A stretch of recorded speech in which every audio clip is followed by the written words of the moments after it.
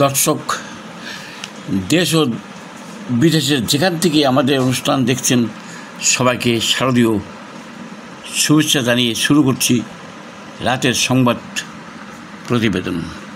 শুরু করার আগে কলকাতার বিভিন্ন প্রান্তে জমা জলে বিদ্যুৎপৃষ্ট হয়ে 7 জনের মর্মান্তিক মৃত্যুতে ভয়েস অফ ক্যালকাটার পক্ষ থেকে গভীর শোক প্রকাশ ও তাদের পরিবারবর্গের প্রতি সমবেদনা প্রকাশ করছি। নিকষ বিশদে দুর্গোৎসব 2025 কলকাতা সহ সারা রাজ্যে মহালয়া থেকে দুর্গোৎসব বাংলা ক্যালেন্ডারের শ্রাবণ মাসে শেষ হতে না হতেই বাঙালির মনে ভরে ওঠে এক বিশেষ আবেগ, দুর্গোৎসবের আগমনী সুর। 2025 সালেও পশ্চিমবঙ্গ জুড়ে মহালয়া থেকেই শুরু হয়েছে দুর্গাপুজোর আবহ।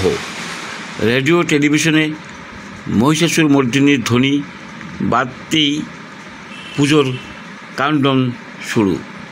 কলকাতা থেকে গ্রাম বাংলা সর্বত্রই এই উৎসব শুধু ধর্মীয় নয়, সাংস্কৃতিক, সামাজিক এবং অর্থনৈতিক ক্ষেত্রেও বিরাট তাৎপর্য বহন করে। সেপ্টেম্বরের শেষ সপ্তাহে আর এর মাধ্যমে রাজ্য জুড়ে প্যান্ডেল, আলো, কুমোরটুলির ব্যস্ততা সর্বোচ্চ পর্যায়ে পৌঁছায়। এমনি উৎসব আবহে দেবীর আগমনী বার্তায় বাংলার ঘরে ঘরে মানুষের মন আবেগ উৎসবে ভরে ওঠে। এত সব আনন্দ মুহূর্তেই বিষাদে পরিণত হয়, যেন শোকের সাগরে পরিণত হয় কলকাতা মহানগর।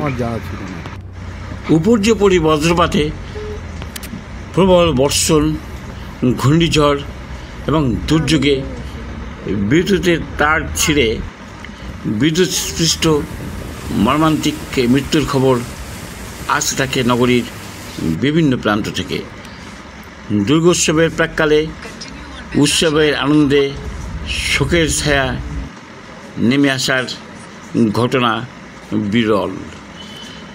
কলকাতা ও দক্ষিণবঙ্গ জুড়ে মহালয়ার আবহে যখন বাঙালি মাতোয়ারা দুর্গোৎসবের প্রস্তুতিতে, তখনই প্রকৃতির করাল থাবা সমস্ত আনন্দকে মুহূর্তে ম্লান করে দিল। প্রতিপদ ও দ্বিতীয়া তিথিতে প্রবল বর্ষণ, বজ্রপাত ও জলজটের পাশাপাশি ঘটে গেল মর্মান্তিক এই ভয়াবহ দুর্ঘটনা। অতি বৃষ্টিতে কলকাতার একাধিক এলাকায় রাস্তায় জল জমে যায়। সেই জমা জলের ভেতরে তার ছিঁড়ে পড়ে থাকা বিদ্যুতের তারে সংস্পর্শে এসে একই দিনে 7 জন মানুষ প্রাণ হারান। নিহতদের মধ্যে শিশু, নারী ও শ্রমজীবী মানুষও ছিলেন। শিয়ালদহ পার্ক সার্কাসে পৃথক ঘটনায় কয়েকজন বিদ্যুৎস্পৃষ্ট হন। দক্ষিণ কলকাতার বেহালা ও টালিগঞ্জ এলাকায় আরও মৃত্যুর খবর মেলে।